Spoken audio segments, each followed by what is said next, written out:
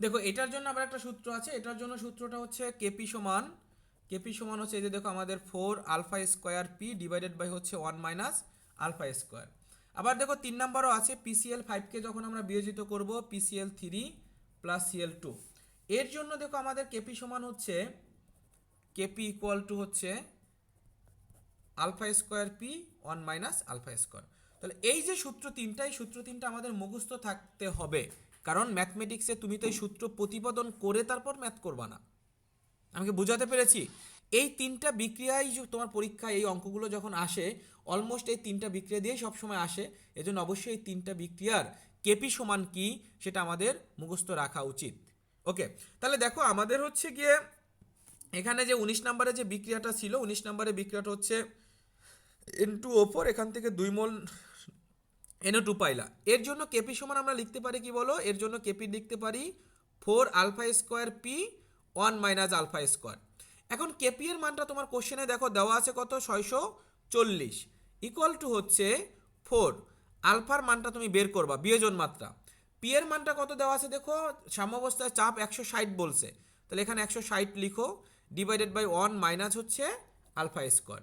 তো তুমি এখানে হচ্ছে কি এখন আলফার মানটা যদি ক্যালকুলেশন করো, ক্রস গুণন করো, ক্রস গুণন করলে আমাদের কি আসবে দেখো, ক্রস গুণন করলে আমাদের আসবে 660 640 ইন্টু হচ্ছে 1 - আলফা স্কোয়ার ইকুয়াল টু হচ্ছে কি 160 ইন্টু 4, তাতে কত হয় 160 ইন্টু হচ্ছে 4, তাতে হয় গিয়ে 640 আলফা স্কোয়ার। ক্রস গুণন করে আমরা এটা পেলাম। এখন খেয়াল কর, এটা যদি হচ্ছে গুণ করো 640 মাইনাস হচ্ছে 640 আলফা স্কোয়ার ইকুয়াল টু হচ্ছে 640 আলফা স্কোয়ার। ঠিক আছে, তাহলে এখানে কি হয় দেখো, 640 ইকুয়াল টু হচ্ছে 640 প্লাস হচ্ছে 640 আলফা স্কোয়ার, তাহলে 1280 আলফা স্কোয়ার 640। তাহলে দেখো আলফা স্কোয়ার ইকুয়াল টু কত, 640 ডিভাইডেড বাই 1280। তাহলে এটা এখন ক্যালকুলেশন করলে আলফার মানটা পেয়ে যাব, 640 ডিভাইডেড বাই হচ্ছে 1280। একে রুট করবা, রুট করলে আমাদের কি আসবে দেখো, আলফা ইকুয়াল টু আসে গিয়ে 0.707। এখন পার্সেন্টেজে নেওয়ার জন্য 100 দ্বারা গুণ করলে 70.7% চলে আসবে। আমরা কি বুঝতে পেরেছি না বুঝি নাই? জি স্যার, বুঝছি। সবাই বুঝছো? পিছন থেকে যাওয়া যাবে? হ্যাঁ অবশ্যই যাওয়া যাবে, বলো।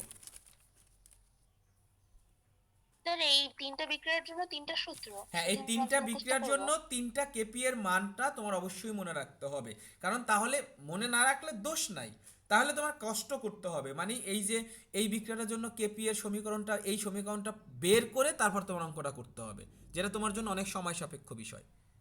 আমি কি বুঝাতে পেরেছি কেন মনে রাখতে হবে? জি স্যার, বুঝছি।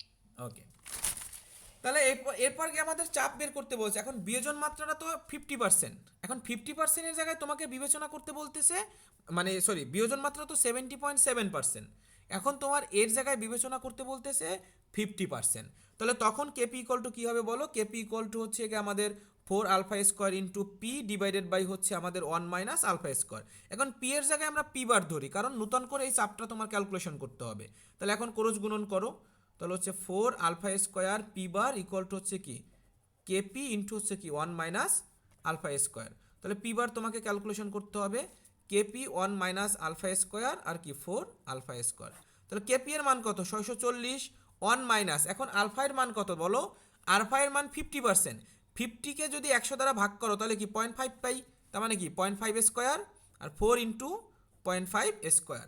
তাহলে এখানে আমরা এখন পেয়ে যাব দেখো 640 অন মাইনাস হচ্ছে 0.5 স্কোয়ার ডিভাইড হচ্ছে 4 ইন্টু হচ্ছে 0.5 তার হোল স্কোয়ার, এই যে 480 মিলিমিটার। আমরা কি বোঝাতে পেরেছি? জি স্যার। এরপর 19 গেল 20, 20-21 দুইটাই সমস্যা। দুইটাই সমস্যা।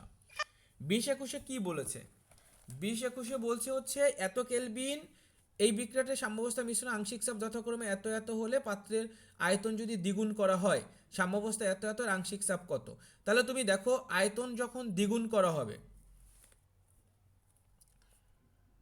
এত এত উষ্ণতা এত এত সংমিশ্রণে, তাহলে এখানে দেখো এই যে N2O4 একে যখন তুমি বিয়োজিত করবা তখন হচ্ছে এই যে NO2 তুমি পাচ্ছ, 2 মোল পাচ্ছ।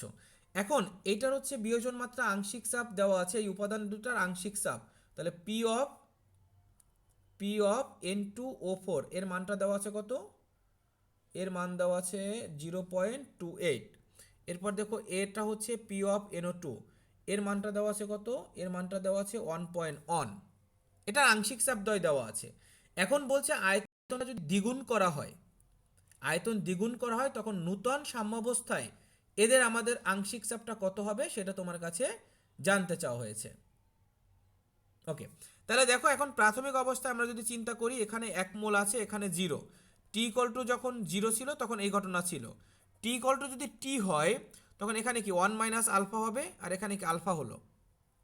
এখন এই যে আংশিক চাপটা বের করছো, এখন সেই মুহূর্তে আংশিক চাপটা এটা মনে করো আয়তন ধরো ভি ধরেছিলাম, এখন আয়তনটাকে আমরা কি করব, দ্বিগুণ করতে বলছে। আগে যে আয়তনটা ছিল তার তুলনায় আয়তনটা হচ্ছে আমাদের দ্বিগুণ হবে।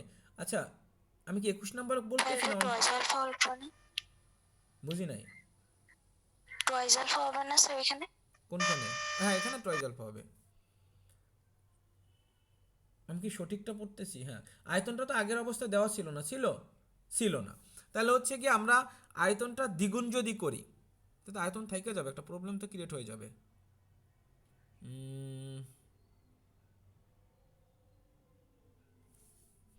আয়তনটা যদি দ্বিগুণ করা হয় তাহলে তো হচ্ছে, যদি পাত্রের আয়তন দ্বিগুণ করা হয় তাহলে নূতন সাম্য মিশ্রণে এত এত এর আংশিক চাপ কত।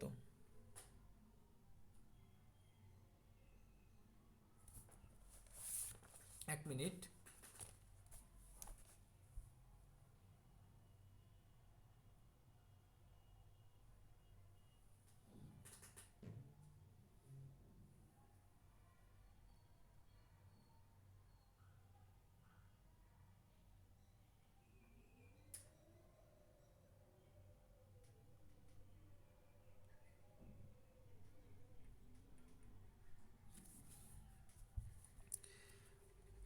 আংশিক চাপের সাথে আয়তনের সম্পর্ক, আয়তন তো ঘনমাত্রার সাথে সম্পর্ক।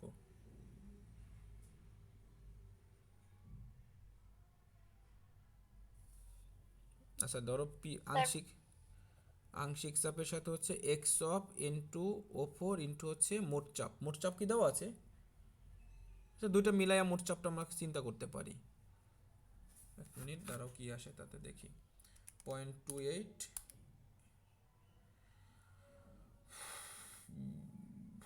আয়তন যদি দ্বিগুণ করা হয় ইন্টু হচ্ছে গিয়ে 0.28 প্লাস হচ্ছে 1.1।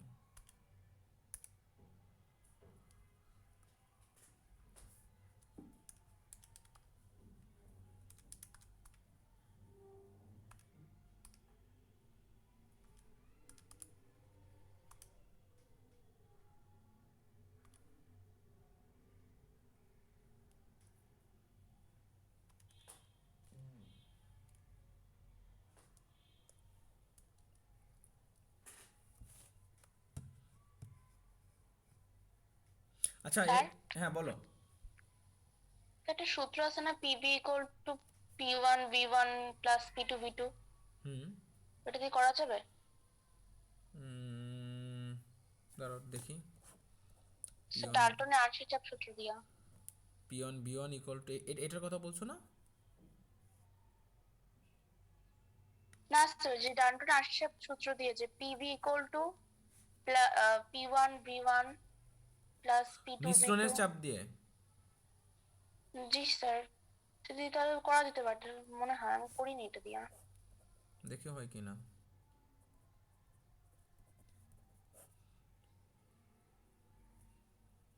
পিয়নের মান কত ছিল? 0.28 বি। আয়তনটাকে আমরা ভি ধরলাম, ঠিক আছে।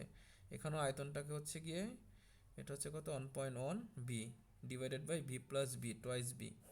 তাহলে এখানে 2 বি হয় আর এখানে বি কমন গেলে 0.28 প্লাস হচ্ছে 1.1 হবে না মনে হয়, বিবি কাটা যায়, তার মানে হচ্ছে 0.28 প্লাস হচ্ছে 1.1 ভাগ হচ্ছে 2, 0.69 আসে তাতে।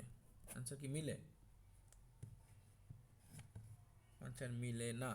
আচ্ছা এটা আমরা দেখবো, হ্যাঁ এটা আমি দেখে নেই, একটু দেখতে হবে, এটা একটু দেখে নিব। আমার একটু মনে করাই দিও তো, আজকে রাতের বেলা আমাকে একজন একটু মনে করাই দিও, স্যার এই এই অঙ্কটা দেখার কথা ছিল, একটু দেখবো না তাহলে। হ্যাঁ 21 নাম্বার তারপর নাকি?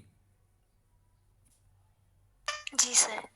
21 নম্বর বলছে 500 ডিগ্রি সেলসিয়াস তাপমাত্রায় এত চাপে একটা লৌহ প্রবাহকে উপস্থিতিতে এত গ্রাম হাইড্রোজেন এত কেজি নাইট্রোজেনকে উত্তপ্ত করা হয়েছে। এখন বিক্রিয়ায় বলছে যে এত পার্সেন্ট এনএস তে রূপান্তরিত হলে কেপিকেসির মান নির্ণয় করো। 21 নম্বরে বলা হয়েছে এত চাপে এত গ্রাম হাইড্রোজেন এত গ্রাম, আচ্ছা প্রত্যেকটা মোল বের করে নাও। প্রথমত এই যে 100 গ্রাম হাইড্রোজেন বলছে, 100 গ্রাম হাইড্রোজেনের মোল সংখ্যা বের করে নাও, 100 ডিভাইডেড বাই কত 2, তাহলে 50 মোল। আর বলছে কত গ্রাম নাইট্রোজেন, 2 কেজি নাইট্রোজেন, 2 কেজি মানে কি 2000 গ্রাম নাকি, তো 2000কে কি করব 28 দ্বারা ভাগ করব, নাইট্রোজেনের ভর কত 28, তো 2000 ভাগ হচ্ছে কত 28, তাহলে এখানে কত আসবে 71.43 মোল চলে আসবে।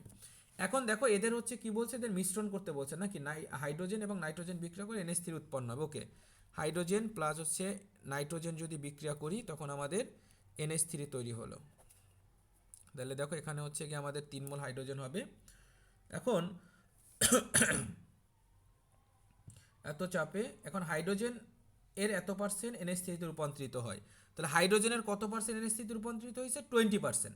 তো 20% যদি রূপান্তরিত হয় তাহলে হাইড্রোজেন প্রাথমিক স্টেজে আমাদের কত ছিল বলো 50 ml ছিল, তাহলে 50 এর 20% কত, 50 এর 22 না 20%, 20%, তাহলে হচ্ছে গিয়ে 20%, তার মানে 20 ডিভাইডেড বাই হচ্ছে 100 গুণ হচ্ছে 50, তাহলে দেখো 50 গুণ হচ্ছে গিয়ে 20 ভাগ হচ্ছে 100, তাহলে 10, মানে 10% মানে রূপান্তরিত হয়েছে বিয়োজিত হয়েছে, তাহলে অবশিষ্ট আছে কত, অবশিষ্ট আছে হচ্ছে গিয়ে 40 মোল। আমরা কি বুঝতে পারছি? এই 50 ছিল কত, এই যে হাইড্রোজেনের মোল সংখ্যা কত 50 মোল ছিল না, 50 মোল ছিল, 50 মোল বিয়োজিত হয়েছে, 50 মোলের 20% বিয়োজিত হয়েছে, তো 20% বিয়োজিত হলে কি হবে আমাদের 50 মোলের কি 10 মোল বিয়োজিত হয়ে উৎপাদের দিকে ধাবিত হয়েছে, তাহলে বাকি থাকলো কত 40 মোল বাকি থাকলো। আমরা সাম্যাবস্থায় কি করি ওই বাকি অটুক নিয়েই কাজ করি না, 40 মোল বিয়োজিত থাকলো।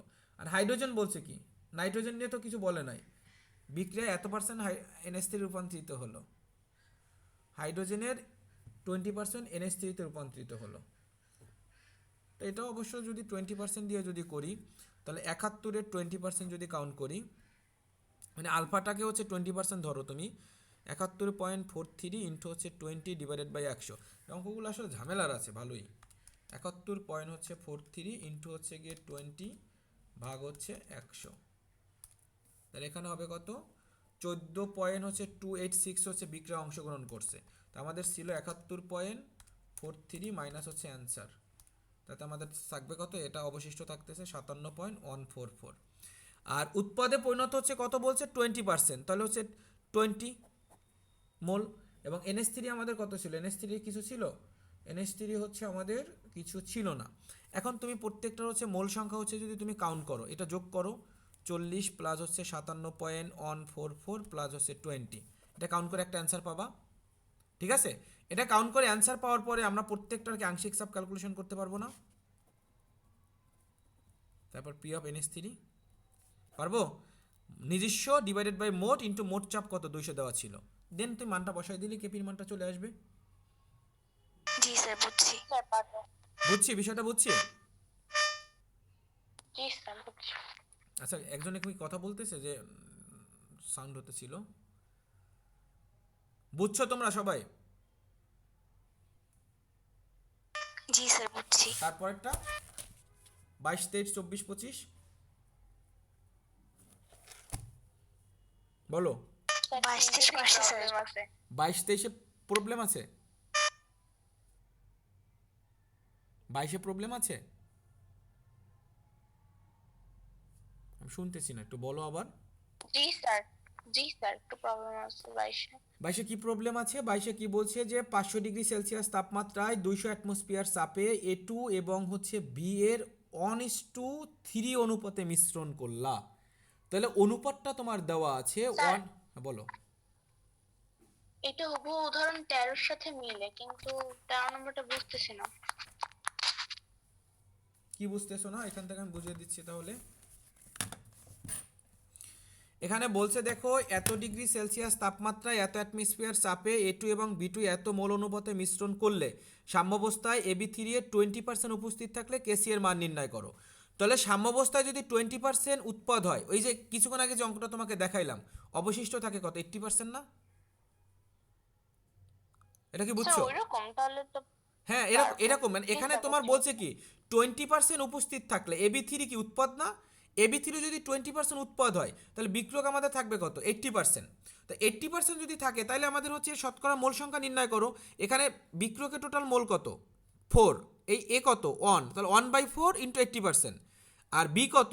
3 মোল। 3/4 ইন্টু 80%, 20%, 60%, আর এটা পাইলাম কত? 40%। তার মিলে কি 100% হলো না তিনটা? তাহলে এখন তুমি দেখো প্রত্যেকটা আংশিক চাপ বের করছে।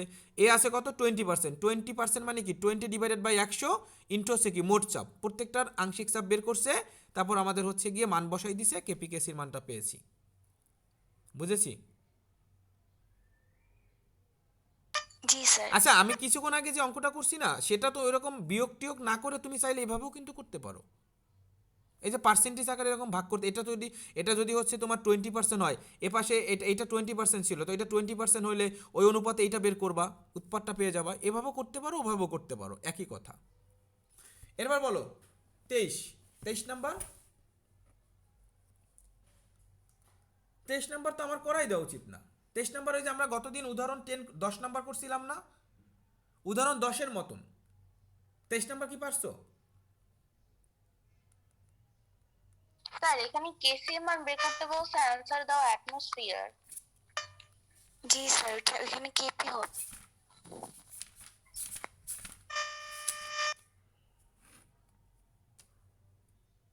হ্যাঁ, কেপি হবে, কেপি। কেপি, ওটা সেরে নাও, কেপি হবে। তারপর 24। জি স্যার, 24 সমস্যা আছে। 24-এ তো দেখতেছি মনে হচ্ছে এখানে তোমার উভয় বিক্রিয়ায় প্রাথমিক মোল দেওয়া আছে। এখানে তো অনেকগুলো অ্যান্সার দেওয়া আছে। PCl5 এর মোল সংখ্যা বের করছে, ক্লোরিনের মোল সংখ্যা বের করছে, PCl3 এর মোল সংখ্যা বের করছে। তাহলে সাম্যাবস্থা উপাদানগুলোর মোল সংখ্যা নির্ণয় করতে বলছে। এখানে কি সমস্যা বলো? কি হইতেছে এখানে?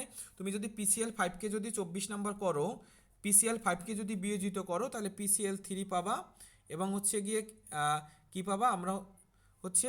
আচ্ছা, এটা কি PCl5 কে বিয়োজিত করতে বলছে? ও না, বিক্রিয়া তো 24-এ দেওয়াই আছে। PCl3 এবং হচ্ছে Cl2 যদি রিয়াকশন করে, PCl5 আমরা পাচ্ছি, তাই না? তাহলে এখন বলছে কি, এখন দেখো এখানে বলছে যে বিক্রিয়ায় প্রাথমিক মোল, বিক্রিয়কের উভয় বিক্রিয়কের প্রাথমিক মোল, এটা 0.5, এটাও 0.5, তাহলে এটা 0, প্রাথমিক স্টেজের কথা বলছে। এখন বলছে কি, একটা সময় পর এখন যে বিয়োজিত হবে না, T=T সময়ে, তাহলে আমরা এটা 0.5 এখান থেকে মনে করলাম আলফা বিয়োজিত হইল, তাহলে সেই আলফা লিখলাম, এটাও কি 0.5 থেকে আলফা বিয়োজন ধরলাম, তাহলে এখানে কি 1 মোল, তাহলে এখানে কি আলফা উৎপন্ন হবে। আমরা কি বুঝতে পেরেছি এটুক? এখন তুমি যদি কেসি ক্যালকুলেশনে জি যাও, স্যার। কেসি ক্যালকুলেশনে যাও, তাহলে উৎপাদের মোল সংখ্যা মানে উৎপাদের ঘনমাত্রা, বিক্রিয়কের ঘনমাত্রা লিখবা। এখন দেখো এখানে যদি হচ্ছে আমরা লিখি, এই যে PCl5 এর হচ্ছে গিয়ে আমাদের মোট আয়তনটা কিন্তু এখানে ইম্পর্টেন্ট। মোট আয়তনটা কিন্তু হচ্ছে এখানে কেসি এর মানটা দিয়ে দিয়েছে তোমাকে, যদিও মোট আয়তনটাকে আমরা ভি ধরবো। তাহলে পিসি এর হচ্ছে গিয়ে আমাদের মোল সংখ্যা কত? Alpha, alpha divided by V হবে। সিএল এর মোল সংখ্যা কত? 0.5 মাইনাস হচ্ছে আলফা ডিভাইডেড বাই ভি, এটাও কত? 0.5 minus alpha divided by V. এখন যদি তুমি ক্যালকুলেট করো, alpha into V equal to হচ্ছে কি 0.5 মাইনাস আলফা তার হোল স্কোয়ার, উপরে যাবে কি বি স্কোয়ার। তাহলে একটা ভি কাটা যায়, একটা ভি থেকে যায়, তাই তো? স্যার ভি এর মান তো দেওয়া আছে 5 লিটার। তো বি এর মান বসিয়ে দিব, সমস্যা নাই তো। এখন দেখো আলফার মান হচ্ছে কি আমাদের মূলত বের করব নাকি, কেসি এর মানটা দেওয়া আছে কত, কেসি এর মানটা লিখে নেই 49, আলফা এর মানটা আমরা বের করব। তাহলে এখানে দেখো বি এর মান একটা বি কাটা যায়, উপরে আলফা লিখি, এখানে একটা বি থাকে, সেই বি এর মান হচ্ছে 5 লিটার, 0.5 মাইনাস হচ্ছে 5 তার হোল স্কোয়ার। এখন এখানে ক্যালকুলেশন করে আলফার মানটা পেয়ে যাব। স্যার এখানে আলফা হবে। কোনখানে? ও এখানে তো আলফা, সরি। তাহলে এখানে ক্যালকুলেট করে এখন আলফার মানটা পাবো, এখানে একটা অ্যান্সার তোমার বের হবে। আমরা কি পারবো? আলফার মান বের হবে জি একটা। স্যার বুঝছি। তো আলফার মান বের হলে সেটাই কি আমাদের যে আলফার মান পিসিএল 5 এর পরিবর্তে কি আলফা ধরছো না? তো আলফার মান যদি বের হয় তাহলে আমরা পিসিএল 5 এর ঘনমাত্রা পেয়ে গেলাম। দেন সিএল এর ঘনমাত্রা কি হবে? ওই 0.5 থেকে আলফার মান যেটা বের হবে সেটা যদি বিয়োগ করো তাহলে কি সিএল এর ঘনমাত্রা পাবা। তারপর কি পিসিএল 3 কি 0.5 থেকে আলফা বিয়োগ করছো, তাহলে 0.5 থেকে আলফা বিয়োগ করলে কি সিএল 3 এর ঘনমাত্রাটা আমরা পেয়ে যাব। আমাকে বুঝতে পারছি? জি স্যার। ওকে। 25 রাশিমালা প্রতিপাদন করতে বলছে, এটা তো অবশ্যই পারার কথা। তাহলে দেখো এখানে আমাদের এক্সারসাইজগুলো হলো।